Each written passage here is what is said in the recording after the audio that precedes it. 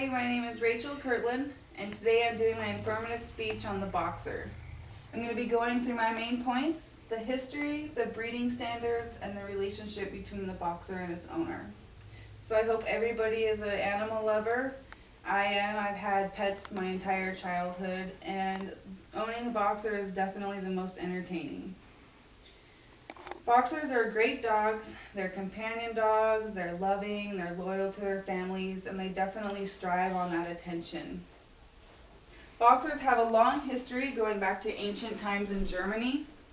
First started out with two German Mastiff dogs, a Behrenbeinzer and a Bullenbeinzer. That breed was then crossed with a Mastiff and a Bulldog, which got the boxer that we all know and love today.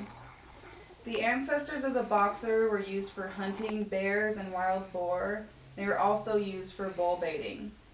However, boxers were also used now for rescue dogs, circus dogs, and seeing eye dogs. So they're definitely in use to everybody. The early history of the boxer is very poorly documented in the United States. Around 1898, the first two boxers were shown at a Westminster dog show, and the first boxer to finish a championship in the United States was Sergeant Dan Van Dam in 1915. In the early 20s, the breed really began to catch on and was beginning to be very popular.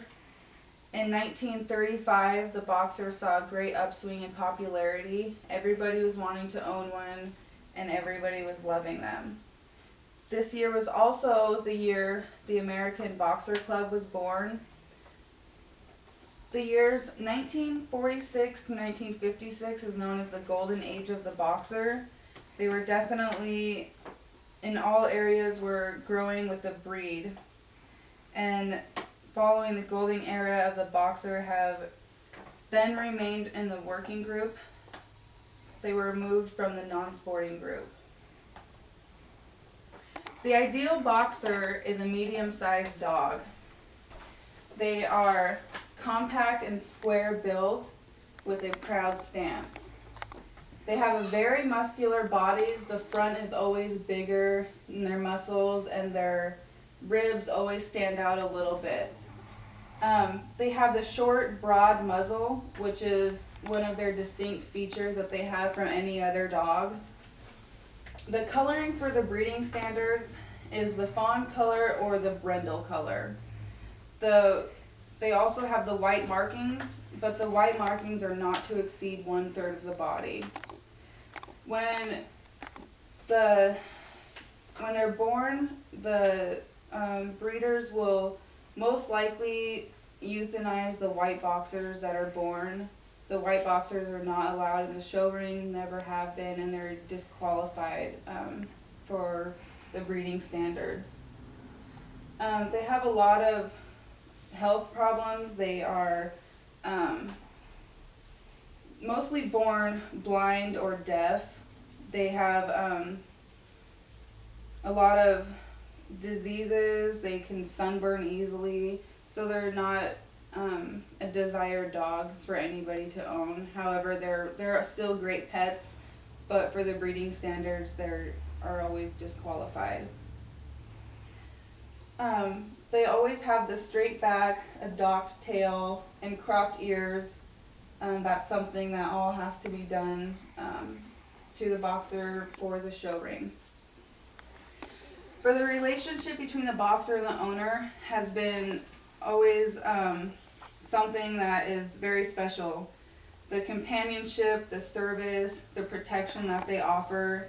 However, they're not aggressive, but they do tend to scare people off. When they have the cropped ears, and they have a very intense look about them. Many single people strive on this relationship they have with their pets. However, boxers are not well suited for a two-career family. They strive on the attention. They need that attention just like anybody else does. They do not like to be left alone. They get high anxiety when they are. But the boxer, they also relieve stress. To elderly people, they're always taken to hospitals or Like I said, they're rescue dogs. They are very in need of that attention. So like I said, I went through my main points of the history, the breeding standards, and the relationship between the boxer and the owner. I hope that you all learned something, and I would encourage everybody to get to know a boxer if you have time to spend with them. I promise you will not regret it. Thank you.